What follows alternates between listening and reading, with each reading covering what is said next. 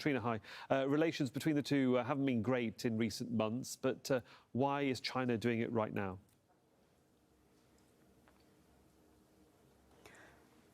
That's right. And just some context about these meetings. They were designed to improve and strengthen the economic relationship between China and Australia.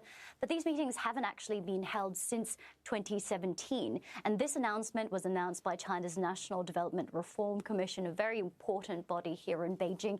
And it essentially is symbolic. It tells us what we already know. The relationship between China and Australia is in a deep freeze, and it doesn't look like it's going to improve anytime soon. And it follows the decision by Canberra to toss out an agreement with the Victorian state government, one of the states in Australia, with Beijing under China's Belt and Road Initiative. And we also know that Australia is currently mulling over scrapping the 99-year lease of a northern port to a Chinese company, and that lease is worth $380 million, and it's doing this based on security concerns. Now, Beijing, for its part, has denied consistently that it poses any security threat to Australia. It says that Australia is engaging in a Cold War mentality and that the Australian government has failed to express any gestures which say that it wants to actually improve relations with Beijing, which were previously quite strong. They did do quite a bit of trade and tourism with each other, but things took a turn in 2018 when Australia became the first government to ban Huawei, the Chinese technology company, from being involved in its 5G network. And it really nosedived last year when Canberra demanded that there be an international inquiry into the origin of the pandemic. And since then, Canberra has also been quite vocal in its criticisms of China's treatment of the Uyghurs in Xinjiang.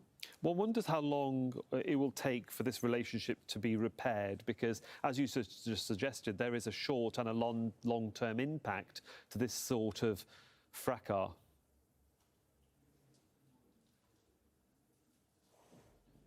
That's right. And the major impact has been economic. And this is significant because China is Australia's biggest trading partner. Many exporters in Australia rely on China's gigantic market. So China has responded by blocking many of Australia's exports to China. It's raised tariffs really significantly and put extra restrictions on, for example, Australian wine, beef and barley. There have been also numerous reports of Australian products being stuck at Chinese ports, just staying there with no formal reason given as to why they're not getting to Chinese consumers as well.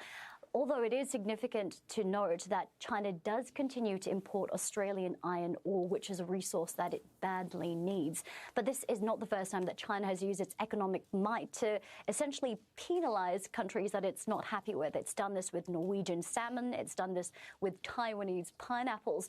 And indeed, just this week, the G7 leaders gathering in the UK criticized China for using what it calls economic coercion on other countries.